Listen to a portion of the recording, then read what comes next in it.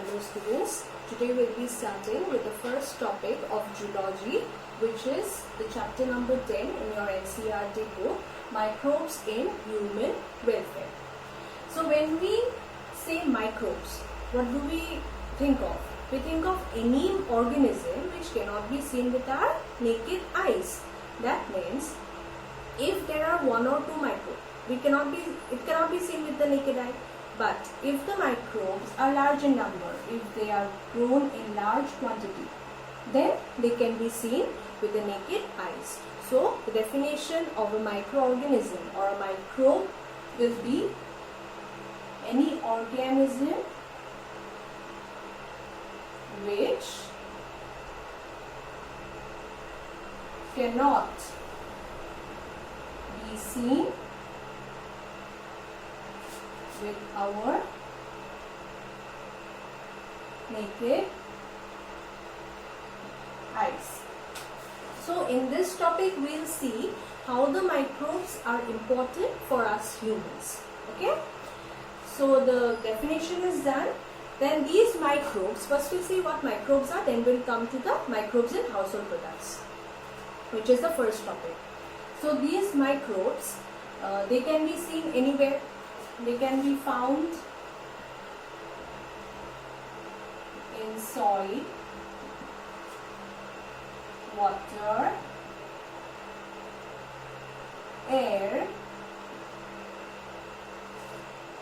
Also, these microbes can be found inside our body also, as E. coli is present in the stomach, we all know. So, in general or basically, microbes can be found in plants and animals also. Okay. So next is microbes can be found in these conditions, in soil, water, air, plants, animals. They can also be found in extreme conditions. Now what do we mean by extreme conditions? Extreme conditions or extreme environment means microbes can be found at 100 degrees Celsius temperature. They can be found deep inside the soil.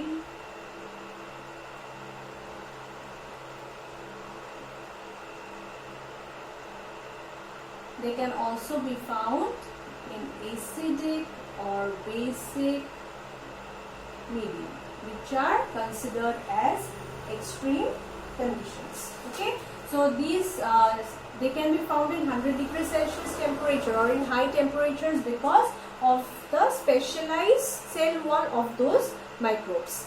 An example of microbes that can live in extreme conditions is Archaebacteria. This is a type of bacteria. Next, we'll see some examples of microbes. One is bacteria, we all know. Then fungi or fungus. Then virus, viroids, prions. What are prions? Viroid is a type of virus only, you can consider that. Prions are, as the name suggests, they are proteinaceous, infectious particle. Proteinaceous, infectious particle. Okay. Now, one example, these prions, they can cause diseases because they are infectious. So, one disease that the prion will cause is mad cow disease. So, in mad cow disease, what happens? This prion will cause misfolding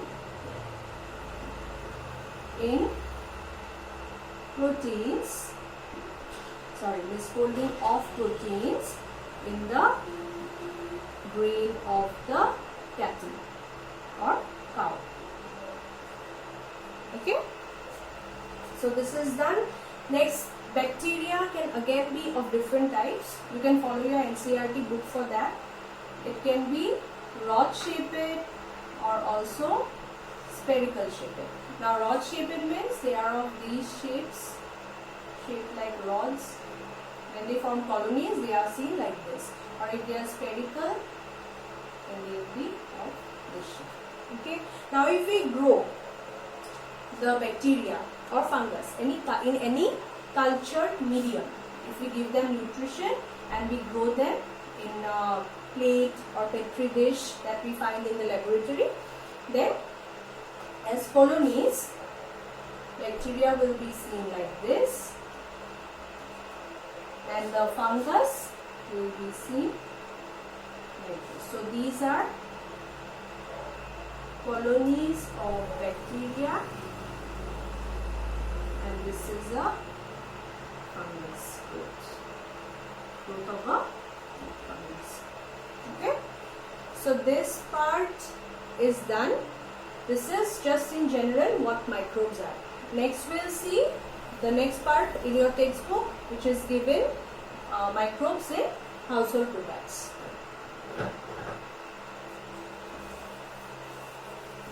Now there are different microbes that are used in our household products.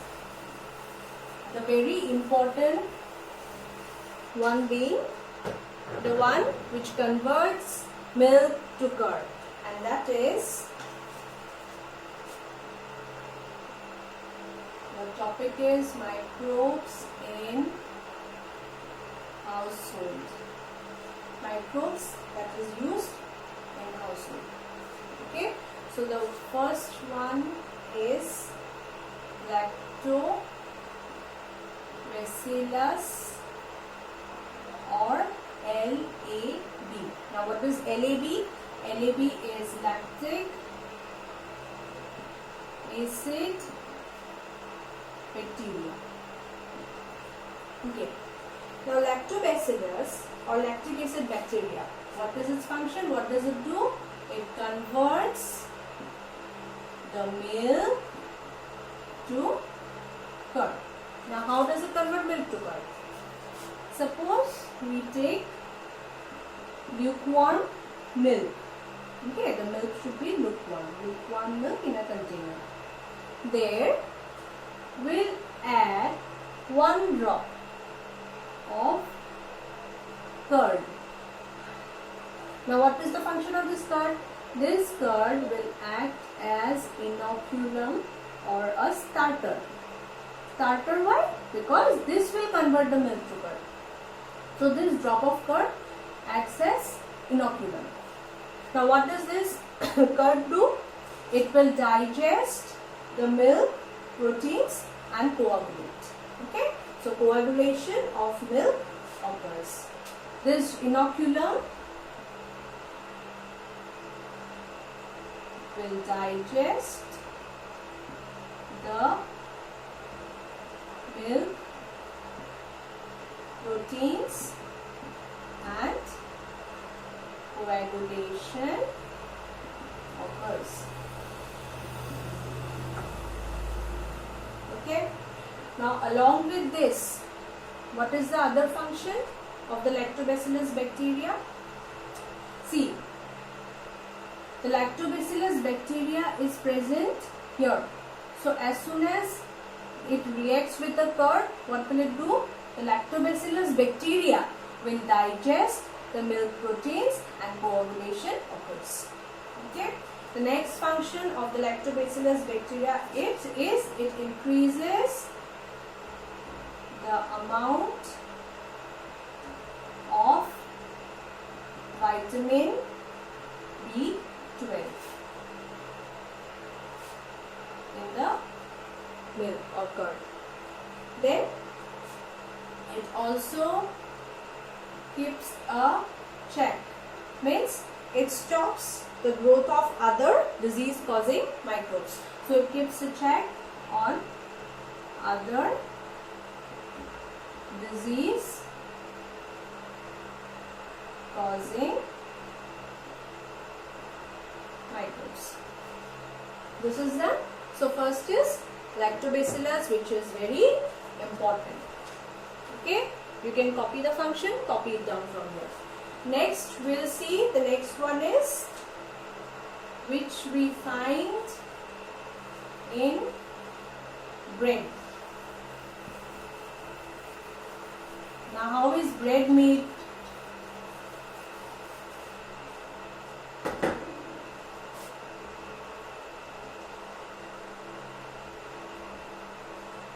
So, in bread, we find this bread is made by fermentation. Fermentation is incomplete oxidation of anything. So, bread is made by fermentation of the yeast, which is Saccharomyces cerevisiae. Okay, whenever it is a scientific name, the first word should start with capital letter, second word with small letter, and both should be underlined separately. Okay, so bread is made with the help of Saccharomyces cerevisiae, which is a yeast or a fungus. It is also known as baker's yeast. This yeast is also used to make beer. So when it is used to make beer, it is also known as brewer's yeast. Now here, because we are seeing the example of bread, we'll just see that Saccharomyces cerevisiae is also known as baker's yeast because it is used to bake bread. Now what does this yeast do? The main function is it will produce carbon dioxide, which makes the bread or the dough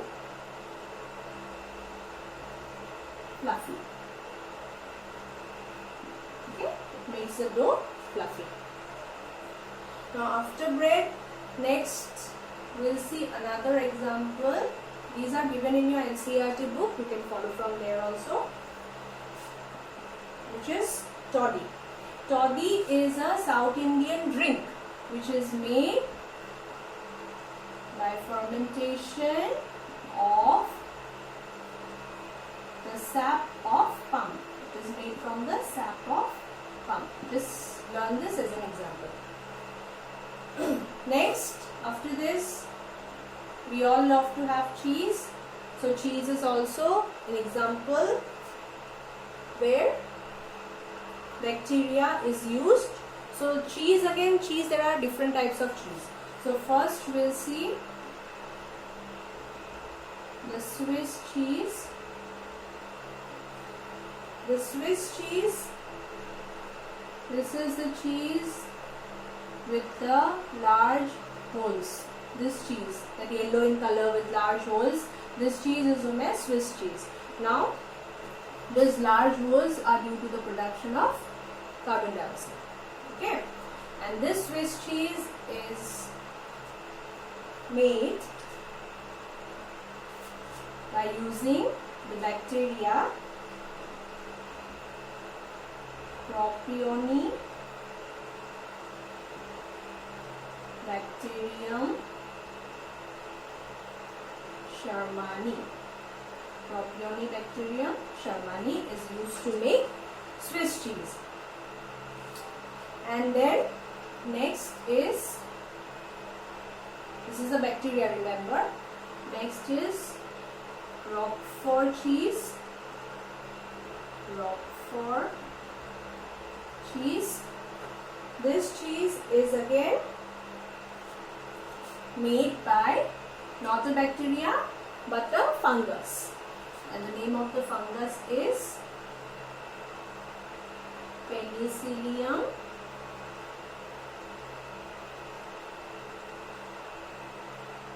roqueforti. Penicillium roqueforti. This fungus is responsible for the ripening of this cheese. So just remember the examples of household products where and which microbe is used. Okay. So first we have seen Lactobacillus, then we have seen Saccharomyces, then we have seen Propionibacteria, Penicillium. Just remember the examples. So this is the first part of this chapter, which is microbes in household products. So in the next topic, we'll see microbes in industrial products.